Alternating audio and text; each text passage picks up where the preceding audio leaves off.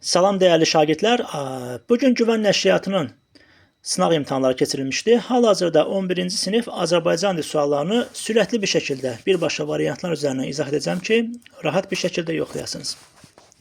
Amma suallarla bağlı hansısa bir, məsələn, sualın ətraflı izahını eşitmək istəsəz, şərh bölməsini yazarsınız, oradan mən sizə ətraflı izahını yazaram. İndi isə birbaşa variantlar üzərindən gedim ki, şagirdlər rahat bir şəkildə yoxlasınlar. İnşallah gözdən qaçan bir şey olmaz, amma hər bir halda təklif və iradlarınızı şərh bölməsində yazarsınız. Başlayaq suala. 31-ci sualda diqqətlə elə baxsaq, burada cavab C olacaq. Mənsubiyyətə görə dəyişmiş isimlər adlı haldadır. Bəli. Məsələn, buradan diqqətlə baxaq. Gür işığı, çırağın gür işığı. İşığı sözündəki I mənsubiyyətdir, adlı haldır. Və yəni o sözü götürə bilərik. Bir də ağacların xışıltısı. Xışıltısı S mənsubiyyətdir. Ona görə də mənsubiyyətə görə dəyişmiş isimlər adlı haldadır, rahat deyə bilərik. Bir də 4-ə baxaq, deyir, sayla əvəzli işlənməyib. Bəli, çıraq isimdir, gür sifətdir. O həyət orada, yəni yerində dayanıb qaçmır. Ona görə o zərf yox isimdir. Yəni məkan anlayışı bildirir, konkret. Eşidilir feildir və bir qədər də burada zərf olacaq. Ona görə də sayla əvəzli işlənməyib. 2-4. 32-ci sualda əvəzli işlənmiş cümləni müəyyən edin. Burada kimsə D variantına baxa bilərik. Evdə kimsə gəzişir. Bunu götürə bilərik. Sonra isə 33-ə baxaq. Doğru, yanlışdır. Çox və bir çox sözlərindən sonra gələn isimlər cəmdə ola bilir. Ona görə 1-ə A ilə Y gedəcək. Avtomatik o birilərində 2-yə B, C, D. Yəni Y variantı. Çünki az, bir neçə, bir də 7 kitab. Yəni 7 kitab, bir neçə məhsul, az kitab. Təşkil olmalıydılar. 34-də diqqət eləyə A ilə D-ni bir dənə sürətli deyim. A-da uşaqlar bəlkə də bunu götürüblər, amma yanlışdır A. Çünki o qayıqla yuxarı kəndlərdən gələn 2 kəndlini keçirdi. Yəni qeyri-müəyyən təhsili al. Amma D variantında barmağının izi qaldı.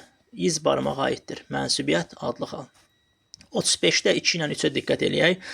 Xırdaca damarlar, orada cacə çoxaltma bildirib, xırdaca çoxaltmadır. Və təptəzə naxışlı corab, təptəzə. Bu da 2-3 A variantı. 4-ü götürmürük çünki çox yuxarı ilə bağlıdır. Yuxarı da zərfdir. Sifətlə bağlı deyil. 36-da diqqət eləyək.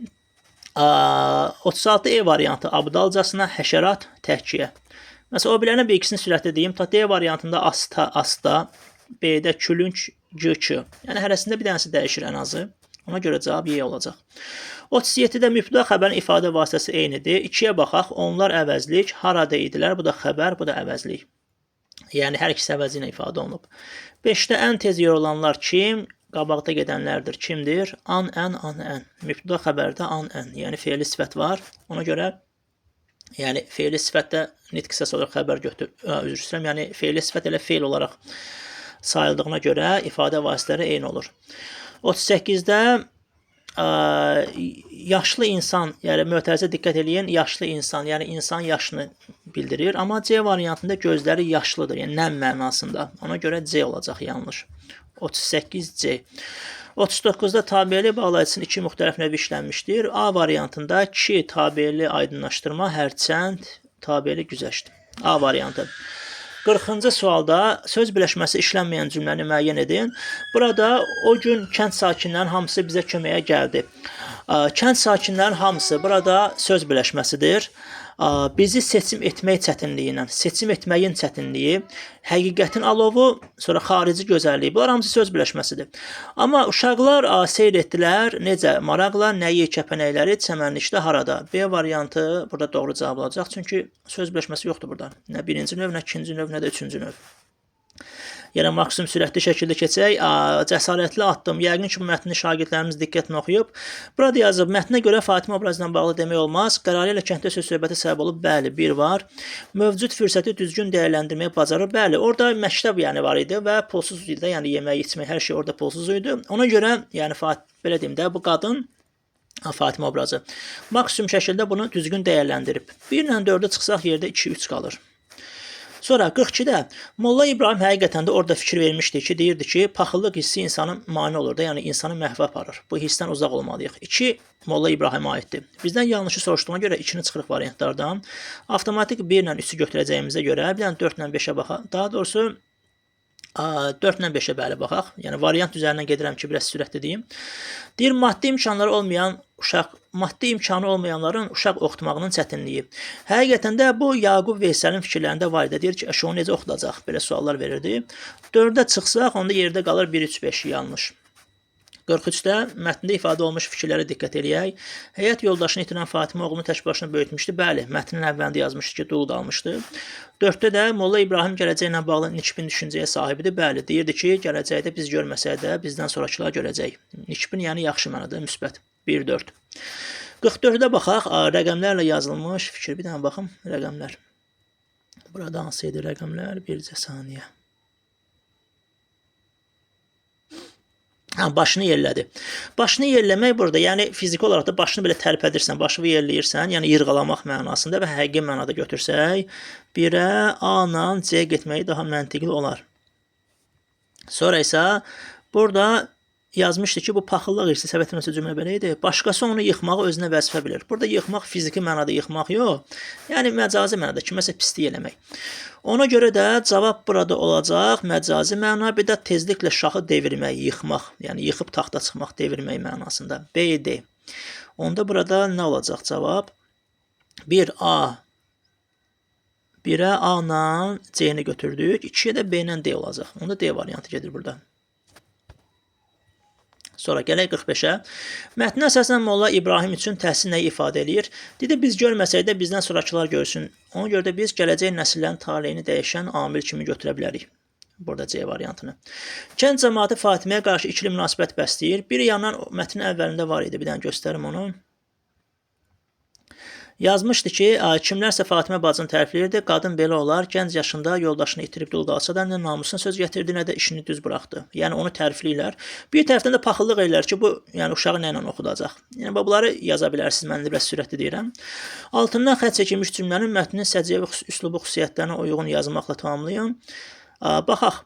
Altından xətt çəkilən bir məmur görən kimi bu boyda saqqal qarşısında bunu qorxaqlıq kimi götürmək olar ki, məsəl üçün təşbih artırmaq. Dovşan kimi qorxuruq qabağında. Və yaxud da savadsızlığı nəzərdə tutursa, yaza bilərik ki, bir məmur görən kimi lalkar kimi qabağında sakit, lallar kimi, kar kimi qabağında sakit dayanırıq. Yəni belə bənzətmələr yazıb doğru cavabı seçmək olar. Sonra gəldik neçəyə? 48. Molla İbrahimə görə müsbət hal odur ki, yəni təhsilin önəmini anlayırdı. Yəni belə deyim, təhsilin gözəl bir şey olduğunu orada başa düşmüşdü ki, bu müsbət bir şeydir. Molla İbrahimə görə mənfi haldır. Mənfi haldır belə deyim də, yəni o paxıllıq hissinin insanlara o vurduğu ziyanı göstərirdi ki, nəyə görə biz kimsə qabağa gedəndə ona belə deyim də pislik edib yıxırıq. Müsbət halda təhsilin önəmini başa düşürdü. 49-da dəridən qabıqdan çıxmaq, yəni bir işi görmək üçün həddindən artıq çalışmaq, yəni əziyyət çəkmək, dəridən qabıqdan çıxmaq, yəni var gücünlə, var qüvvənlə çalışmaq, öhdəsindən gəlmək, bacarmaq, bığlarını çeynəmək də burada qəzəblənmək mənasında ola bilər. 50. Mətndə əks olunmuş əsas problemin həll yolu. Burada indi bir dənə qoyub, bəlkə 2 dənə qoysa 2 dənə də yazmaq olardı. Yəni mənim fikrimcə burada bir neçə problem var. İndi bir dənəsini yazmaq üçün məsələn belə yazmaq olar ki, problemin həll yolu, məsələn orada Molla İbrahim deyirdi ki, paxıllıq hissi bizə mane olacaq. Yəni bu hissin, paxıllıq hissin insanın inkişafını qoymaması. Həll yolu da deyirdi ki, hamımız ona kömək eləməliyik ki, hətta onun savabından bizim məzarımıza da bir şeylər çatsın. Və yaxud da təhsillə bağlı demək olar ki, problem buydu ki, yəni təhsilə önəm verilmirdi, insanlar oxutmaq istəmirdi sanki. Yəni ya nədənsə ehtiyat edirdilər, yəni belində təhsillə bağlı ciddi bir problem var idi. Həll yolu da məsəl üçün orada Fatimə övladını oxutdu. Məsələn, bunu yazmaq olar. Bu problemlərdən birini yazsaq doğru olar. Sonra Pigmalion effekti. Burada diqqətlə baxaq. Mətnin tezislərini aid edilə bilməz. Mətndə var idi ki, insan hər yaşda ona göstərilən etimaddan uğur əldə edə bilər. Mətndə var idi. 3.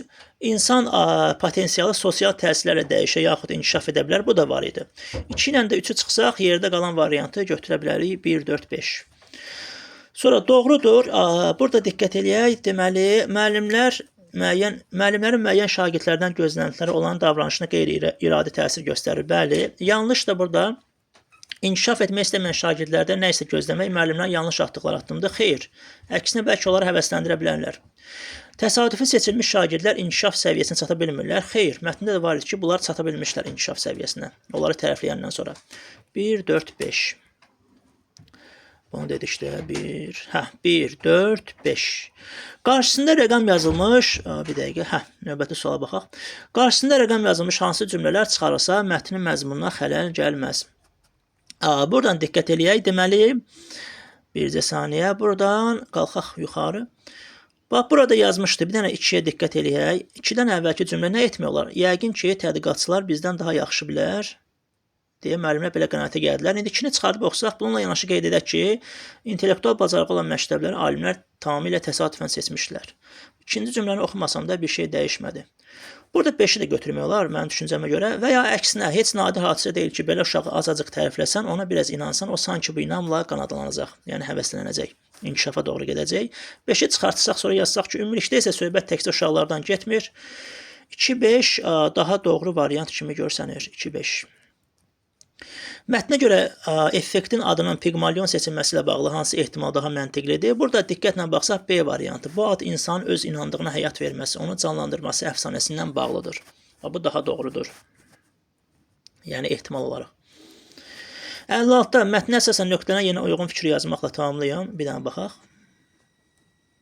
Yəni eksperiment kifayət qədər inandırıcı şəkildə sübut etdi ki, yəni bu Pigmalion effektinin özünü doğrultması və yaxud da belə yazmaq olar ki, yəni ardıcanda həqiqətən də yəni eksperiment kifayət qədər inandırıcı şəkildə sübut edib ki, məsələn, gözəl sözlərlə, təriflərlə, motivasiya verməklə insanın öz bacarığı olduğuna, yəni öz bacarıqlarını üzə çıxartmağına inandırmaq olar. Yəni sözlə insanı həvəsləndirmək olar. Bu tipli şeyləri düzgün bir şəkildə yazmaq olar.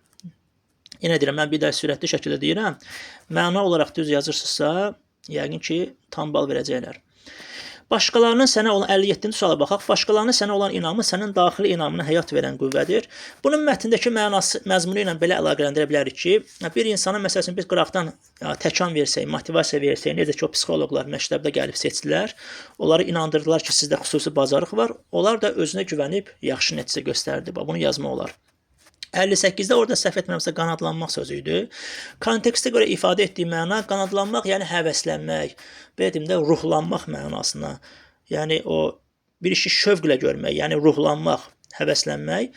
İşləndiyi funksiya poetik. Cümlədə işlədilməsini belə yaza bilərik ki, məsələn quş qanad açıb, yəni qanadlanıb yuvasından uçdu. Məsələn bu şəkildə həqiqi mənada yaza bilərik. Çünki mətndə poetik funksiyada idi.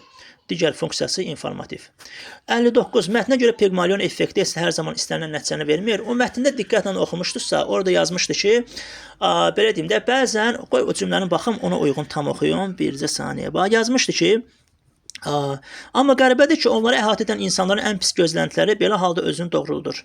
Yəni, yaxşı söz, belə deyim də, inkişaf etdirir, mənfi söz isə insanı ruhdan salır. Bunu yazma olar. 60-cı sual. Əsl müəllim o müəllimdir ki, yenə mətnə görə deyə bilərik ki, ancaq qaydanı, belə deyim də, mövzunu izah etməsin, həm də uşaqlara həyati bacarıqlar, inam, yəni onlara bir psixoloji dəstək olmalıdır. Onların öz qabiliyyəti olduqlarını inandırmalıdır. Hər birinin o xüsusi bacarıqlarını sezib, onlara uyğun təkan verməlidir ki, uşaq özünü inkişaf etdirsin. Və 60-cı sualda dedik, ümumi olaraq sürətli bir şəkildə hamısını izah etdik. İnşallah gözdən qaçan bir şey olmadı. Amma hər bir halda hansısa bir sualla bağlı ətraflı izah, yəni belə deyim də, eşitmək istəsəz, videonun şərh bölməsinə yazarsınız. Əgər video faydalı oldusa, videonu bəyənməyi unutmayın və kanala abunə olmağı da unutmayın. Təşəkkürlər.